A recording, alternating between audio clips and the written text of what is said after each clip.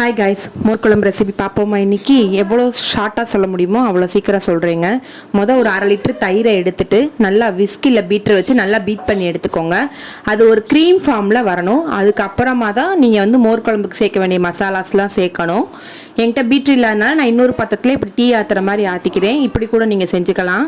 உங்களுக்கு நான் அதை காட்டுறேன் பாருங்கள் எந்த டெக்ஸ்டரில் இருக்குன்றத. இங்கே பாருங்கள், நல்லா ஒரு க்ரீம் ஃபார்மில் வந்ததுக்கப்புறம் இதுக்கு முக்கியமான விஷயமே தேங்காய் தாங்க. அரை முடி தேங்காய் நம்ம உடச்சி எடுத்துக்கலாம். முந்தின நாள் நைட்டே நான் 1 ஸ்பூன் கடலப்பருப்பும் அரிசி ஊற வச்சு வச்சுருந்தேன். அதை நான் மிக்ஸி ஜாரில் சேர்த்துருக்கேன். இது கூட ஒரு 3 பச்சை மிளகா உங்கள் காரத்துக்கு தகுந்த மாதிரி நீங்கள் சேர்த்துக்கோங்க. அதுக்கப்புறம் இந்த அரை முடி தேங்காய், இது கூட இன்னொன்று சேர்க்க வேண்டிய பொருள் 1.5 ஸ்பூன் அளவுக்கு ஜீரகம் தாங்க இந்த குழம்புக்கு வாசனையே கொடுக்கும். அதனால் ஜீரகம் நான் கூட சேர்த்துருக்கேன்.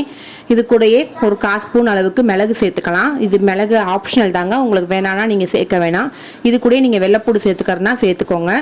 நாங்கள் வெள்ளைப்பூடு சேர்க்க மாட்டோம், அதனால் நான் சேர்க்கலை. இதை எல்லாத்தையுமே தயிரில் நம்ம மிக்ஸ் பண்ணி எடுத்துக்கலாம்.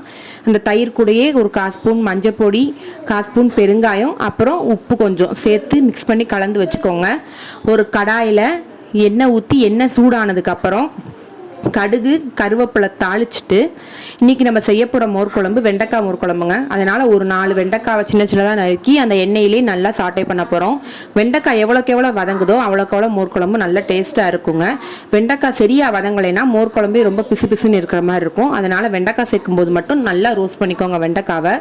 வெண்டைக்காய் நல்லா இந்த மாதிரி ரோஸ்ட் ஆனதுக்கு அப்புறமா நீங்கள் இந்த கலந்து வச்சுருக்க இந்த மோர்க்கலவையை அதில் ஊற்றணும். ஊற்றி ஒரு கொதி லேசாக பொங்குன உடனே நீங்கள் ஆஃப் பண்ணிடலாங்க. அவ்வளோதாங்க, நம்ம மோர் குழம்பு 5 நிமிஷத்தில் சூப்பராக ரெடி ஆயிரும். சட்டுன்னு ஒரு குழம்பு ரெசிபி செய்யணும்னா இந்த மோர் குழம்பு ரெசிபியை நம்ம தாராளமாக செய்யலாங்க. நீங்களும் உங்கள் வீட்டில் ட்ரை பண்ணி பார்த்துட்டு எனக்கு கமெண்ட் செக்ஷனில் கமெண்ட் பண்ணுங்கள். பாய்.